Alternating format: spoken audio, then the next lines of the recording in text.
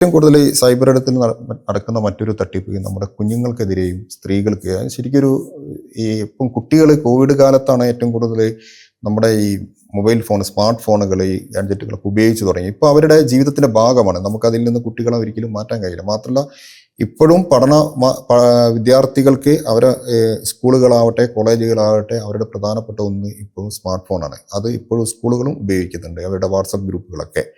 ഒന്നാണ്. രണ്ടാമത്തത് സ്ത്രീകൾ ഒരുപാട് ചതിക്കപ്പെടുന്നുണ്ട്, സൈബർ ബുള്ളിങ് നടക്കുന്നുണ്ട്. ഇത് എങ്ങനെയാണ് ഇത് തിരിച്ചറിയാൻ, പ്രത്യേകിച്ച് നമ്മുടെ കുട്ടികൾക്ക് ഇതൊക്കെ തിരിച്ചറിയാൻ എന്തെങ്കിലും പെട്ടെന്ന് തിരിച്ചറിയാൻ മാർഗങ്ങളുണ്ടോ?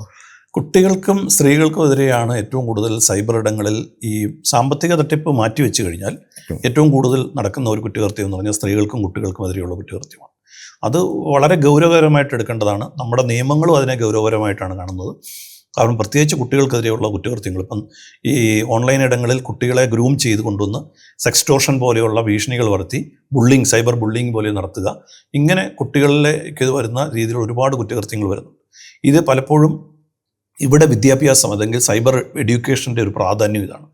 രണ്ട് ഫാമിലിയിൽ നിന്നും അതോടൊപ്പം തന്നെ വിദ്യാഭ്യാസ സ്ഥാപനങ്ങളിൽ നിന്നും രണ്ട് തരത്തിലും ഇടപെടലുകൾ വരേണ്ട ഒരു ഭാഗമാണ് കുട്ടികളുടെ കാര്യത്തിൽ. അവിടെ എന്താ സംഭവിക്കുന്നതെന്ന് വെച്ചാൽ കുട്ടികൾക്ക് ഇത് തിരിച്ചറിയാൻ ചെയ്യും. ഈ കുട്ടികൾ സൈബർ ഗ്രൂമിംഗ് എന്ന് പറയും. സൈബർ ഗ്രൂമിംഗ് എന്ന് പറഞ്ഞാൽ ഇപ്പം പൊതുവേ കുട്ടികൾ ഇപ്പോഴത്തെ കാലഘട്ടത്തിൽ പേരൻസിന് എല്ലാവരും തിരക്കുള്ളവരായിരിക്കും. അച്ഛനും അമ്മയും ജോലിക്കാരായിരിക്കാം, മുത്തശ്ശിയൊക്കെ പഴയ കാലത്തെ പോലെ വീട്ടിലുണ്ടാവണമെന്നില്ല. അപ്പോൾ കുട്ടികൾ കൂടുതലും ഒറ്റപ്പെട്ട് വളരുകയോ അല്ലെന്നുണ്ടെങ്കിൽ സിബ്ലിങ്സിൻ്റെ കൂടെ വളർന്നൊക്കെയാണ് വരുന്നത്. അപ്പോൾ ഈ കുട്ടികൾ പെട്ടെന്ന് ഓൺലൈൻ ഇടങ്ങളിൽ കയറുമ്പോഴത്തേക്കും ഒരേ ക്ലാസ്സിൽ അല്ലെ ആ ഏജ് ഗ്രൂപ്പിലുള്ള പ്രൊഫൈലുകളായിരിക്കും ഇത്തരം തട്ടിപ്പുകാർ ക്രിയേറ്റ് ചെയ്യുന്നത്.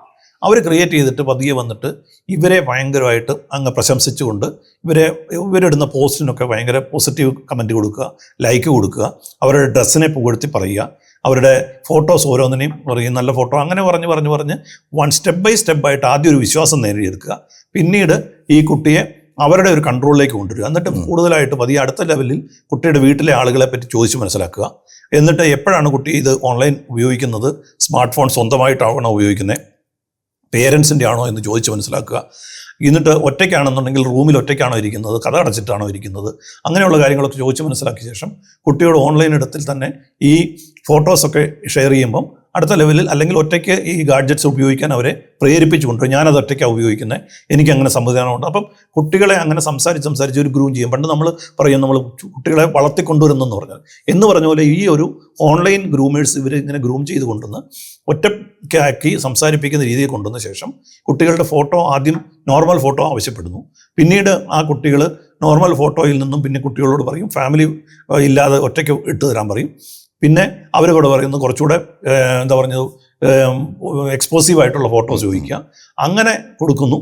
കുറച്ച് ഭാഗമുള്ളൊരു ഫോട്ടോ കൊടുത്തിട്ട് വീണ്ടും അടുത്ത ഫുൾ ആയിട്ടുള്ള ഫോട്ടോ ചോദിക്കുമ്പോൾ, നേക്കഡായിട്ടുള്ള ഫോട്ടോ ചോദിക്കുമ്പോൾ കൊടുത്തില്ലെങ്കിൽ ആദ്യത്തെ ഫോട്ടോ അവർ എഡിറ്റ് ചെയ്ത് മോർഫ് ചെയ്ത ശേഷം ഇത് ഞാൻ ഇടുമെന്ന് പറഞ്ഞ് ഭീഷണിപ്പെടുത്തി ഇവരെ കൊണ്ട് എടുപ്പിക്കുക, അല്ലെങ്കിൽ സെൽഫ് വീഡിയോ എടുപ്പിക്കുക. ഇങ്ങനെ പറഞ്ഞിട്ട് അപ്പം കുട്ടി പാനിക്കാവും. കാരണം ഇത് പബ്ലിഷ് ചെയ്യുമെന്ന് പറയുമ്പോഴത്തേക്കും ഭീഷണിപ്പെടുത്തുന്നു. അവിടെ പിന്നെ സെക്സ്റ്റോർഷൻ എന്ന് പറയുന്ന ആ തരത്തിലേക്ക് പോവാണ്. ചിലപ്പോൾ പൈസയായിരിക്കും ആവശ്യപ്പെടുന്നത്, ചിലപ്പോൾ നേരിട്ട് കാണണമെന്നായിരിക്കും പറയുന്നത്.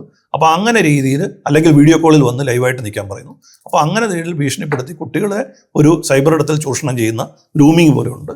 പിന്നെ ബുള്ളിങ് എഫക്റ്റുകളുണ്ട്.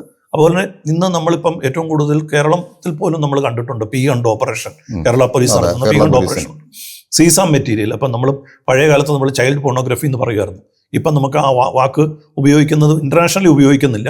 അതൊരു പ്രോട്ടോക്കോളിൻ്റെ ഭാഗമാണ്.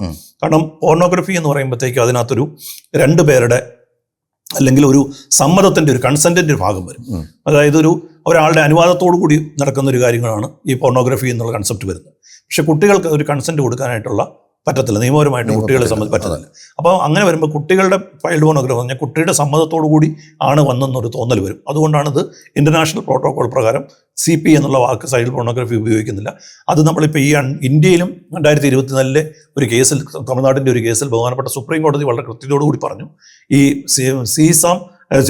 CP എന്നുള്ള വാക്ക് മാറ്റിയിട്ട് child sexual exploitative and abusive material എന്നുള്ള രീതിയിൽ വേണം ഉപയോഗിക്കാൻ.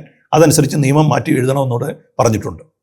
അപ്പോൾ അത്തരത്തിലുള്ള child sexual exploitative and abusive മെറ്റീരിയൽസിൻ്റെ ഉപയോഗം, അത് വിതരണം, ഇത് നമ്മുടെ കേരളത്തിലുണ്ട്. ടെലിഗ്രാം പോലെയുള്ള പല ആപ്ലിക്കേഷൻ വഴി ചാനലുകളായിട്ട് ഇത് വിതരണം ചെയ്യുന്നവരുണ്ട്.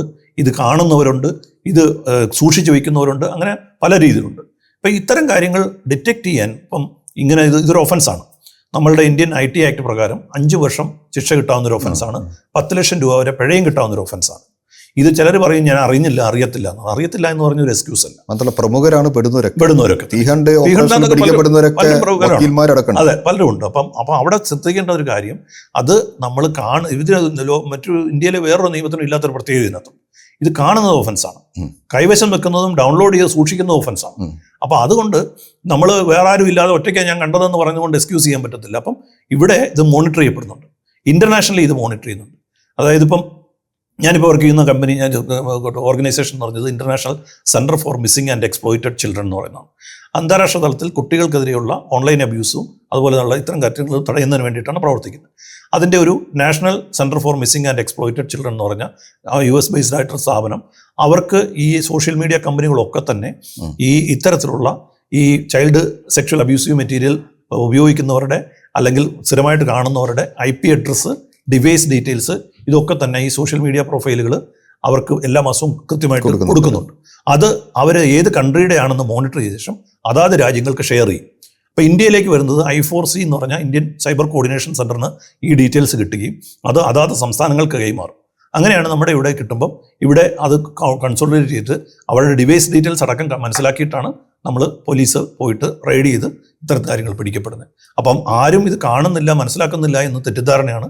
ഇത് ഈ പ്ലാറ്റ്ഫോം ഉപയോഗിക്കുന്ന കമ്പനികൾ തന്നെ അവരുമായിട്ട് ഒരു നിയമപരമായ ബാധ്യതയുണ്ട്. ഇത്തരം കണ്ടന്റുകൾ സ്ഥിരമായിട്ട് കാണുകയും ഡൗൺലോഡ് ചെയ്യുകയൊക്കെ ചെയ്തു കഴിഞ്ഞാൽ അവരുടെ ഡീറ്റെയിൽസ് ഷെയർ ചെയ്യണമെന്നുള്ളത്. അപ്പോൾ അതുകൊണ്ട് അതങ്ങനെ ചെയ്യപ്പെടും. പിടിക്കപ്പെട്ടാൽ ഇതൊരു വലിയ ഒഫൻസാണ്. അതുകൊണ്ട് കുറ്റകൃത്യങ്ങൾക്കെതിരെയുള്ള ഇത്തരം കുറ്റകൃത്യങ്ങളിൽ ഇടപെടരുത്, അല്ലെങ്കിൽ ഇടപെടാതിരിക്കുക എന്നുള്ളതാണ്, അബ്സ്റ്റെയിൻ ചെയ്യുക എന്നുള്ളതാണ്. പിന്നെ ഇങ്ങനെ എന്തെങ്കിലും കണ്ടെത്തി കഴിഞ്ഞാൽ അത് റിപ്പോർട്ട് ചെയ്യുക എന്നുള്ളത് നമ്മുടെ ഒരു ഉത്തരവാദിത്തമാണ്. നമുക്ക് നാഷണൽ സൈബർ ക്രൈം റിപ്പോർട്ടിംഗ് പോർട്ടലിൽ അതിനൊരു ഓപ്ഷനുണ്ട്.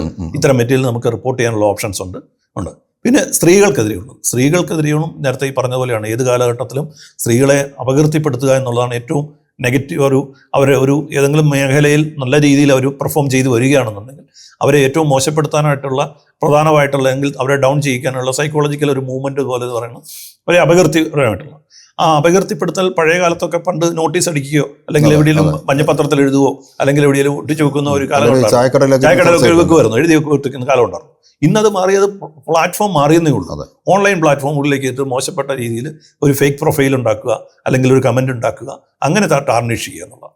അപ്പോൾ അവിടെ അതൊരു ഒഫൻസാണെന്ന് മനസ്സിലാക്കുക. അത് അപകീർത്തിപ്പെടുത്തുന്നതും വ്യാജമായിട്ട് അവരുടെ ഫോട്ടോ നിർമ്മിക്കുകയോ ഇതൊക്കെ ചെയ്യുന്നതൊക്കെ ഡിജിറ്റലി വരുന്ന രീതിയിൽ ഒഫൻസാണ്. അപ്പോൾ അത് സ്ത്രീകൾ അല്ലെങ്കിൽ കുട്ടികൾ ഇതിനകത്ത് നമുക്ക് ചെയ്യേണ്ടത് ഇത് ധൈര്യമായിട്ട് ഇതൊരു റിപ്പോർട്ട് ചെയ്യുക എന്നുള്ളത്, പ്രതികരിക്കുക എന്ന് പരാതിപ്പെടുക, സൈബർ പോലീസ് സ്റ്റേഷനോ ഓൺലൈൻ ഇടത്തിൽ കൂടിയോ പരാതിപ്പെട്ടിട്ട് നിയമപരമായിട്ട് നമ്മൾ നടപടി സ്വീകരിക്കുക എന്നുള്ളതാണ് ഇത്തരം കാര്യങ്ങൾ പറയുന്നത്. അതും വർദ്ധിച്ചു വരുന്നുണ്ട്, പക്ഷേ അത് തടയപ്പെടേണ്ടതാണെന്നുള്ളത്.